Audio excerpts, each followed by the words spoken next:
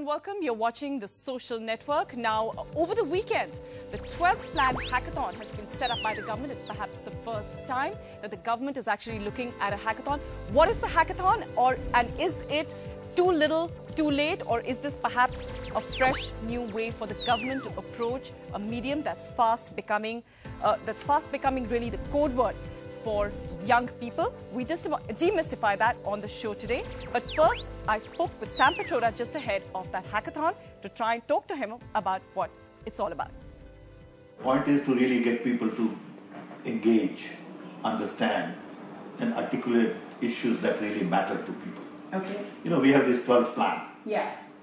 Which is a great document. Yeah, but nobody knows it has been put together by lots of experts. Yeah. But then that's experts' work. Mm-hmm. How do we take this work to a common man on the street or a woman? And I think that's the challenge. In the past, these documents remain sort of in the offices of government people, some experts, and nobody reads it. Yeah. If you ask an average person, what is 12th plan like? They don't know. They wouldn't have any idea.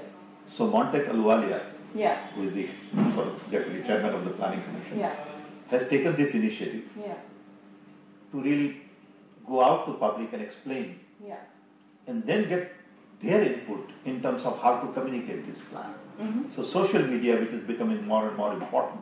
I feel as somebody who is now sort of becoming, in a sense, the face of, you're also the advisor to the Prime Minister on engagement, etc.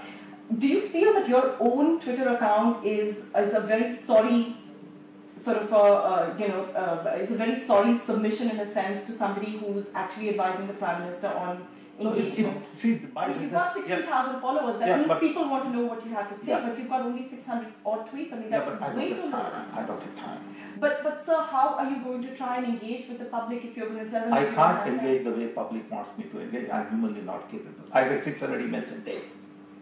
Okay? I have 20 meetings a day. I start my day at 7 o'clock in the morning. I end at midnight. I'm just one normal human being in a country of 1.2 Is this Twitter account of yours even being used by you, or is it being operated by somebody else? Me and my colleagues. Mostly your colleagues, isn't it? No, not necessarily. Not necessarily. Okay, but do you think it's important that you put yourself? I would like to have more time to be able to do it. I don't have more time, and that's my problem. You know, I don't get to read my emails. I spend 3 days with my own kids. Okay, now do you want me to tweet or you want me to spend time with my kids? Okay, I think... So, you have to accept that in a country of 1.2 billion people, when you are in certain position, you just don't have time. The only gift I would want from anybody is gift of time. Feel that people who you're trying to engage with and bring on board, how do you expect them to be interested in Twitter accounts or media pages that are run by other people and operated by other people? Because actually people these days, young people, all kinds of people are looking for that personal interaction, and that perhaps distinguishes, say, an Omar Abdullah from an Narendra Modi. Yeah, so the point is, you recognize that social media is here. Yeah. You also recognize that these are the early days of social media. For the government? For everybody. You know, for everybody. More for the government. Yeah, but for everybody. Okay. You know, it's a matter of how you define early days. You know, I would say, even in the West, social media is pretty new. Yeah. You know, then it's a definition of new. Not really. Yeah. Not really. I think I've been in. Okay. I've been in Karakam. I think that's debatable, sir, but anyway.